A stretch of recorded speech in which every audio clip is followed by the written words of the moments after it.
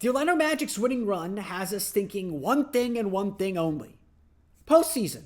I know, crazy, right? Well, we're just past Christmas. Hope everyone had a Merry Christmas. It's time to take a look at the Eastern Conference standings. It's time for Locked On Magic. You are Locked On Magic, your daily Orlando Magic podcast. Part of the Locked On Podcast Network. Your team every day.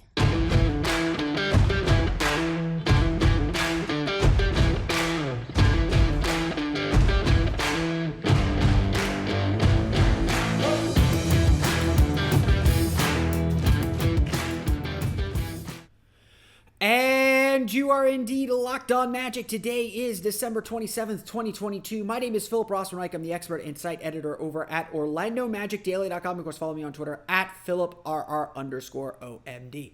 On today's episode of Locked On Magic, we're going to do our kind of monthly now, I guess, standings check. We did it at Thanksgiving. We're going to do it here at Christmas, a chance just to kind of take a pause, a good day in the calendar to just kind of take a look at where things stand. And we're going to talk very seriously about what the Orlando Magic's postseason prospects are. They do exist. They are real. We're going to chat about them. We'll get to that coming up here in just a moment. But first, we want to thank you again for making Locked On Magic part of your day every day, no matter when you listen to us, whether it's first thing in the morning, whether it's right when we upload. We truly appreciate you making Locked On Magic part of your day every day. Remember, there's a great Locked On podcast covering every single team in the NBA. To search for Locked On and the team you're looking for, the Locked On Podcast Network. It's your team every day. So, if you follow me, I like to do a couple things. I will usually take a pause or take some type of pause because the schedule doesn't actually stop, but take some type of pause at the quarter mark of every season just to kind of see where the team is at. We're going to get the midpoint of the season here on the West Coast trip in January, so it is coming up. We're going to talk about this Magic team in that context coming up here in the next few weeks, but it's good every so often to just kind of take a step back and look at where things are. Over Thanksgiving, just a holiday, it's a good marker on the calendar, we did this thing where we looked at the Eastern Conference standings, where we evaluated where the Magic stood in the Eastern Conference playoff chase, in the Eastern Conference standings race. And back at Thanksgiving, we looked at this team and saw that they were falling off the pace. The Magic at that point were just starting that 9-game losing streak. And we're very clearly just struggling to string wins together. We had a lot of questions about kind of the big overall picture of this team, and we put Orlando squarely where we thought they'd always be, at the bottom of the standings, not really competing for much. A lot has changed, obviously. It is amazing how much wins can change the perspective of everything, and how much even stringing together 6 straight wins really lifts you up the standings. At this juncture on Christmas Day, or now a couple days after Christmas, the Orlando Magic find themselves only 2.5 games out of the play-in chase, out of the postseason. 2.5, 3 games. It's still a bit of a margin. There's still a lot of work to do, but they are right there in the thick of the race.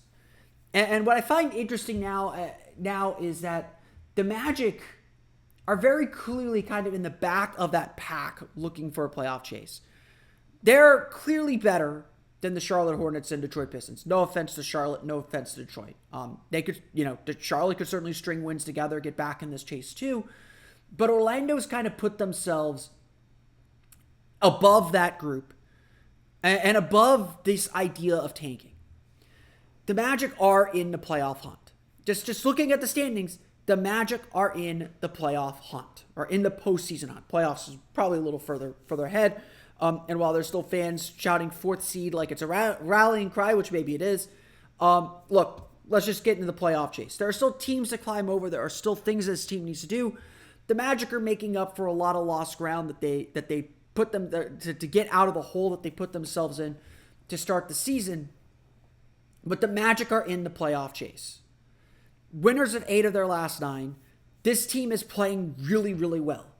This team has beaten some really good teams. And right now they're in a stretch of the schedule where they should be able to add some wins. Honestly, I would say this stretch of the schedule that started last Wednesday against Houston is as important as any stretch of the schedule, because this is where the Magic have to bank some wins. If you're trying to make a postseason run, this is the part of the schedule you have to dominate. You have to take care of the teams you're supposed to take care of. They did that against Houston. They did that against San Antonio. They got the Lakers, the Wizards, and the Thunder. The next time they play a team with a winning record will be the Grizzlies. Now, Lakers, Pistons, Wizards. Sorry, I missed the game. Sorry, don't mean to overlook you, Detroit. Gotta beat them too. They got the Lakers tonight, the Wizards on Wednesday, followed by the Wizards, the Pistons on Wednesday, the Wizards on Friday, and then a home back-to-back Wednesday, Thursday with the Thunder and Grizzlies. The Grizzlies are the first, are the next team that the Magic face with a winning record. And then after that, the Magic go on a West Coast road trip. So if we're looking into the future, if we're looking into where this team is at, we're going to learn a lot about this team in the next week. And then we're going to learn a lot about this team in the next 2 weeks after that, as the Magic go on that first big West Coast road trip, the Jurassic World road trip, since Jurassic World, the live show, is taking over the Amway Center while the Magic are on the road. The Magic have their work cut out for them. They are playing very, very well, and there's a lot of confidence building with this team, and they're starting to get healthier. And so we're starting to see this team really become the group that we all thought that they could be, that we all thought they could potentially be. But there's still work to do to get better. There's still work to do to overcome some of the teams ahead of them in the standings. Can we realistically talk about the postseason at this point? I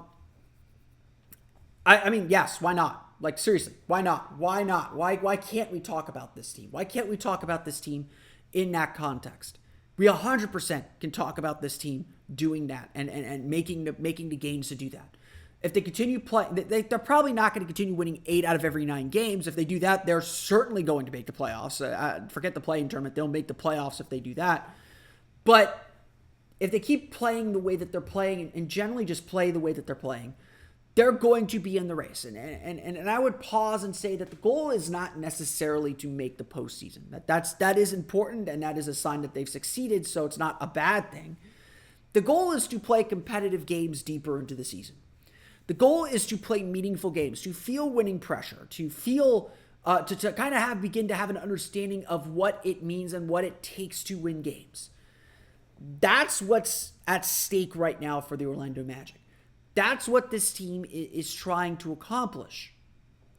And right now, here in December, they've certainly separated themselves from Charlotte and Detroit. They put themselves in a position to be in competitive games, to play these meaningful games, to have us say, hey, you've got to bank up some wins when the schedule's soft like it is for the next 2 weeks. You've got to hold your own on this huge West Coast road trip. It's not going to change how we discuss this team at the trade deadline. It's not going to necessarily change a lot of those things. But we are seeing this team accomplish its goals. And to me, that's the most important thing. But the answer to the question that I squarely put at the top of the show, yes, the Magic are a postseason capable team. We should hold them to that standard and say, hey, you've got to play postseason capable basketball. Now, maybe we don't judge them as harshly if they don't hit that goal or if they struggle with some consistency on that front. But sitting here near the midpoint of the season, the Magic are in the race. That's where they want to be. They want to give themselves a chance. They want to feel this pressure and play these games and make them matter. And I think there will come a point where the Magic will more openly talk about this. I think they're trying to deflect or demur some of these questions about the play-in tournament, about the postseason chase at this moment, because they're still focused on themselves and getting themselves right and getting their foundations established. The wins are a byproduct of all that. But by the same token, I think they are very aware of where they're at and that they still have work to do to get where they want to be. What's important then is to look at the standings themselves and to look at where the Magic stand in relation to the other teams. So what we're going to do with the rest of the show is we're going to break this show into two pots. The first pot, we're going to talk about the teams that are very clearly playoff teams and the teams that really have established themselves here near the midpoint of the season as we get to Christmas. The next time we'll do the standings check will probably be around the All-Star break. So got about a month and a half before we get to that. But we're going to take a look at where the top teams stand, and then we're going to look at the play-in chase specifically and the teams that might be falling off and what is going on in the Eastern Conference. So we're going to dive a little bit deeper into the standings coming up here in just a moment. But first, a quick word from our pals at Bet Online. BetOnline.net is your number one source for sports betting info, stats, news, and analysis. Get the latest odds and trends for every professional and amateur league out there, from pro football to college bowl season to basketball and plenty more. They've got it all at BetOnline.net. You can probably get playoff odds for the Orlando Magic as they try to make up the last few games they have to make the play-in tournament. If you love sports podcasts too, you can even find those at BetOnline as well. We're always the fast and easiest way to get all your betting info. Head to the website today or use your mobile device to learn more. Bet online, where the game starts. We want to thank you again for making Locked On Magic part of your day every day. For your next listen, check out the Locked On Sports Today podcast. The biggest stories around the sports world in 20 minutes or less, plus instant reactions, game recaps, and Locked On's take of the day. Locked On Sports Today, available on YouTube and wherever you get your podcasts. So like I said, I want to divide the Eastern Conference. Really, the Eastern Conference right now is divided into three groups. You've got your contenders, your kind of top 4 or 5 teams that have clearly put themselves kind of a leg above everyone else. And even if you look at the standings, they're really above everyone else. And then you've got your play-in group.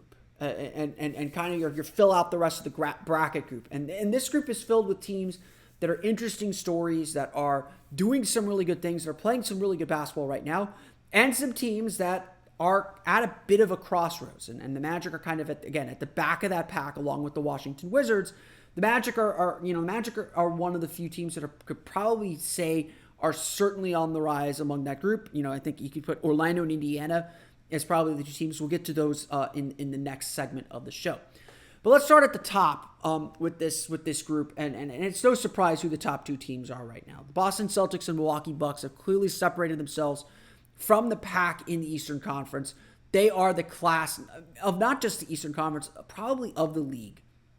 We saw them play each other on Christmas Day. The Boston Celtics looked really focused, really dialed in, and ready to make a statement against Milwaukee, but both teams are kind of cooling off after their torrid starts. They're out in front of everyone, not by a whole lot, but they're out in front of everyone, and they're starting to kind of hit that cruise control that you kind of see teams hit. I have a group of friends that are from around the NBA. Someone was asking, "Are you worried about the Milwaukee Bucks at this point?" And I honestly, I thought to myself, I'm really not worried. I think that Giannis is trying to shoot a few more jumpers, is trying to make sure that is part of his game for playoffs, and he's working on that specifically in some of these games, and that's taken away some of his effectiveness. They know Chris Middleton is out, and he's a big piece of that puzzle. I'm not worried about Milwaukee and some of the struggles that they've had. Same with Boston. Even after the Magic beat them twice, there are some Celtics fans who are criticizing Magic fans for celebrating so much and for being, especially with the Eddie House stuff, but for being kind of really, really kind of puffing their chests out. And to that point, I would say, yeah, we get it. We know that Boston is going for the championship. We're not going for a championship quite yet. It's fun. They're going to be fine. We're not saying we're better. We're not saying we can win a 7-game series. We won 2 games in December. That's really, really nice. It was a good win for the Magic. It's a statement to how good we think Boston is, that beating them, even when we know they don't have their best, even when we know they're not at full strength, is very, very meaningful to this team. And it's very, very meaningful to this Magic team. That is important to note. Boston, Milwaukee, to me, are heads and tails above everyone else. It's those next 3 teams in the standings that I think are really, really interesting. Cleveland has just been very, very solid all year long. They're not doing anything spectacular beyond having the best defense in the entire league. A credit to Evan Mobley, Jared Allen, and even the buy-in from Donovan Mitchell, who's not been considered a great defender throughout his career. That has proven to be a really good fit for Cleveland.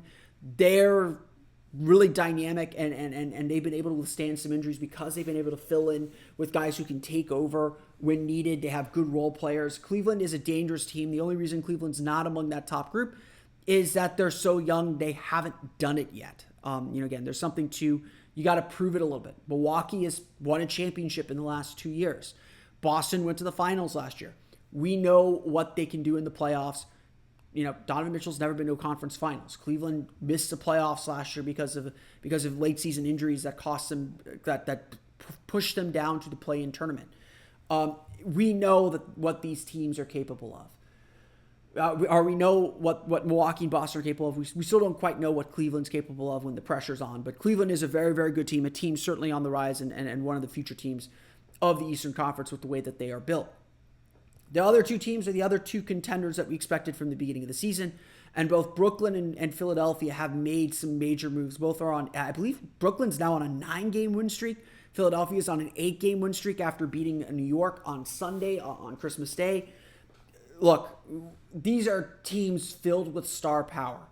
Kevin Durant and Joel Embiid are putting in Hall of Fame, they're both Hall of Famers, but they're putting in MVP caliber seasons. And frankly, not enough people are talking about them. We know, when Kyrie Irving isn't putting his foot in his mouth with things he says off the court, he is an incredibly gifted basketball player. And now that his whole deal is behind him, whether it should be or not is not for me to debate here.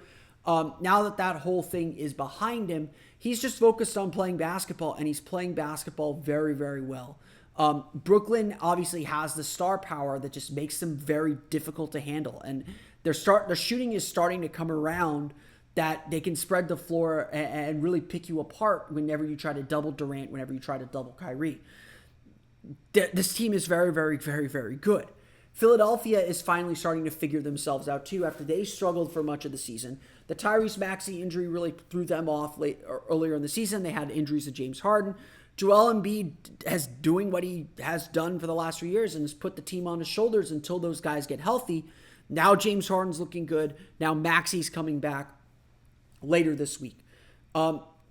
These are your 5 contenders. Boston, Milwaukee, Cleveland, Philadelphia, Brooklyn, whatever order you want to put them in. Those 5 teams, I think, all legitimately believe they can win the Eastern Conference. Now, I would certainly say Boston, Milwaukee are a step above them. I would honestly, no offense to Cleveland, I would say Brooklyn and Philadelphia are teams that I trust a little bit more because of their playoff experience. But Cleveland has to be considered a potential Eastern Conference finalist, a potential Eastern Conference champion as well. They have the talent, they have the gumption, they have the ability to get there. It's just going to be whether the moment's going to be too big, whether that experience factor is going to play a role there too. I mean, look, we're all Magic fans. We saw what the 95 Magic team did. You don't necessarily need experience to win in the playoffs. I think it helps. I think Horace Grant was a big help to that team. But if you have Shaq and Penny, you cover up a lot of mistakes. Cleveland has Mitchell, Garland, Mobley, and Allen, and then Karis LeVert as well. They got plenty of firepower and plenty of potential to make it. So to me, those 5 teams are it. Sorry, Magic fans who are shouting 4 seed endlessly. It's gonna be really hard for the Magic to get up that high. I think obviously that those teams are going to be above 500 and well above 500. I mean, I think those 5 teams are probably on pace for 50 wins. The Magic aren't getting to 50 wins. Sorry. The Magic are 13-21, 13-22 right now. They would have to go on an incredible run. They'd only have 10 losses left to get to 50 wins. Even if that number ends up being 47, 48, 49, those teams are heads and tails above everyone else. And we're going to get into that second group of teams coming up here in a minute, but there's a big difference between the Brooklyn Nets at 5 or the Philadelphia 76ers at 5 and the New York Knicks at 6. And that's kind of the difference I want to get into next. Because this play-in group, the group that is fighting for those play-in spots, for that 6th seed even, are all very interesting individually. They have their own subplots. They're all extremely flawed. And someone's going to emerge, and the Magic might be a team that can sneak in and take advantage of some of the weaknesses in this group. We're going to get to them coming up here in just a moment. But first, a quick word from the NHTSA. You're hanging out with some friends and putting back a few drinks. Well, a few becomes a few too many, and as the evening comes to an end and people start to head out, you think of calling for a ride. Nah, you live nearby, you can make it home okay. It's no big deal. What are the odds you'll get pulled over anyway? And even so, what's the worst that could happen? Your insurance goes up, you lose your license, you lose your job, you total your car, you kill someone. Everyone knows about the risks of driving drunk. The results are tragic and often deadly. However, that still doesn't stop everyone from getting behind the wheel while under the influence. That's why police officers are out there right now looking for impaired drivers on our roads to save lives. So if you think you're okay to drive after a few drinks, think again. Play it safe and plan ahead to get a ride. It only takes one mistake to change your life or someone else's forever. This New Year's holiday, drive sober or get pulled over. So like I said, I think the real interesting group here in the Eastern Conference, look, we know there are those top 5 teams. I don't think that's changing. I don't think that group's going anywhere. I honestly, again, no offense to the Knicks, it's a long way between them and Philadelphia. To get to the 6th seed, to get into the play-in tournament, I think you're going to have to be to get to the 6th seed, I think you're going to have to be at least 500, probably in the 42, 43, 44 win range, would be my guess. To get to the play-in tournament, I think 38, 39, 40 wins is going to do it. So again, if you're looking at the Magic 13 and 21, that's still 25 wins away. That's still a whole season's worth of wins from last year for the Orlando Magic away. So again, they got their work cut out for them. They got work that they're going to have to do. They're going to have to really play well. They put themselves in a pretty big hole here. But you look at these teams filling out the bottom of the Eastern Conference playoff race, and you've got a lot of interesting stories and a lot of interesting teams. The New York Knicks have figured things out. Real credit to Tom Thibodeau. He's made some great adjustments. The Knicks have embraced their young talent, and that young talent is rewarding them. Quentin Grimes is a great defender. The Knicks are a top 10 defensive team in the league right now. Julius Randle has played a lot better with less ball handling responsibilities, with Jalen Brunson in there to help kind of ease that for him. If RJ Barrett can be consistent, this is a really dangerous Knicks team, and this is a really solid Knicks team. I think they're probably missing that star power to get them over the top and into that next tier, but they're really solid, and they're a veteran team that knows what they're doing. They know their roles now, and I think that's why things have really clicked for the Knicks of late. Are they going to stay at this, kind of like the Magic? Are they going to stay this hot this long? Who knows? I don't know if that's a team that's going to be able to maintain some of this. But the Knicks are going to be in this play-in chase, and I think they're going to be in the driver's seat for a good chunk of it too, because they know what they're doing. They're a veteran team. They've been in the playoffs before. They got guys that have been in the league for a long time. I don't think they're that worried about what they need to do. I think they know what they need to do really, really well. The Indiana Pacers are kind of the opposite of that. They're the team that has never been in the playoffs, and I think we're seeing right now they're going through some struggles. They lost 8 of their previous 11 before winning 2 in a row entering the holiday. I believe they got smoked by the New Orleans Pelicans on Monday night. The Pacers are a really talented team. They have a really good coach in Rick Carlisle. They have an all-star guard in Tyrese Halliburton. They're just going to have to be able to stay the course and be consistent. This is not the Indiana Pacers team that made the playoffs the last time. Victor Oladipo's gone. The only guy really remaining is Miles Turner. And so the Pacers are going to have to learn how to do this on the fly. And I think we're starting to see this team struggle in that. They could be a team that does fall out a little bit. Now, are they going to fall out enough that they're going to be all the way out of it? I'm skeptical of that. I think that they will be at least in the play-in tournament. But the Pacers are a really, really interesting team. The Knicks and Pacers are your 2 interesting stories here that are in the pole position, that are in these positions. The next group are all teams with problems, all teams that seem to have peaked and all teams that we expected would be better. You start with the Atlanta Hawks, and there's so much swirling around the Atlanta Hawks, whether it's potential trades for John Collins, whether it's the rumor going around about Trae Young maybe being the next star to ask his way out, whether it's what's going on between Trae Young and Coach Nate McMillan at times. They've dealt with their injuries. Trae Young has been up and down with his 3-point shooting, but they're still really dynamic, dangerous group. They've got 2 guards who can score really, really well. They're both averaging more than 10 assists per game, I believe. They've got some decent shooting around them. They've got Clint Capella, who sets great screens and sets up their pick and roll game. The Hawks are still a dangerous team. They're not where they want to be, and that Eastern Conference Finals trip is proving to be a little bit of fool's gold. Or perhaps the Hawks tinkered too much to get better in the wake of that. But the Hawks are still a really good team on the court if they can get themselves together, and that's kind of the question that's left for them. The Toronto Raptors and Miami Heat are teams that we just expect to be good. We just kind of take it for granted that they're good, and maybe they did too. But whatever the case is, the Raptors and Heat are right now not able to save themselves with their culture. The players that they usually hit on, the undrafted players, the second round draft picks that they usually hit on, aren't hitting for them right now. Or not hitting for them consistently enough. Yes, Pascal Siakam was named the Eastern Conference Player of the Week and has played really, really well. OG Anunoby has played really, really well. But for whatever reason, the pieces aren't adding up in the way that they usually do. And the Raptors are certainly sitting here thinking, is it time to start over? Is it time to blow it up? It seems like Fred VanVleet is someone who could be on the move. And the Raptors are going to have a real tough call to make, because they're going to have to decide, are we restarting? Are we bowing out of this playoff race? Or how do we maintain our playoff spot while still making the moves to kind of get us out of this middle? They're stuck in the middle, very squarely stuck in the middle, because they haven't been able to develop maybe the way that they hoped they would in the wake of losing Kawhi Leonard. The Miami Heat have the same problem. The Miami Heat, their culture was everything for them, was everything that they were built on. And right now, they're kind of stuck because Duncan Robinson is sitting as an albatross around their neck salary-wise. Some of those second-round picks, those undrafted players that they signed, aren't panning out the way that they hoped for after one good year. Jimmy Butler is starting to get older, and he picks his spots a lot more. They need Bam Adebayo to do a whole lot more offensively than he's been doing for them. They're still a very good team. Again, Toronto's good enough that they'll hover around 500.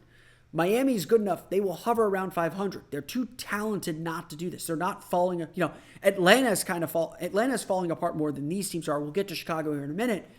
But these teams are all right there, and they're going to be in the playoff chase. And so you look at it, New York 6, Indiana 7, Atlanta 8, Toronto 9, Miami 10. Those are your 10 teams. So if you're the Magic now, you're asking yourself, you're looking at these 10 teams, which of these 10 teams is going to fall out to make room for you?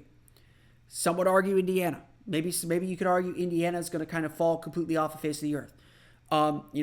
You could argue maybe Toronto will take that step back. So again, you got to ask yourself, whose spot is Orlando taking if they're going to make that run? Obviously, if they make the run, if they outstrip everyone with wins, you can only tread water for so long. And that brings us to Chicago. Chicago is a team that is on the outside looking in. And it's very hard. Again, they could burn off 6, 7 in a row and be fine.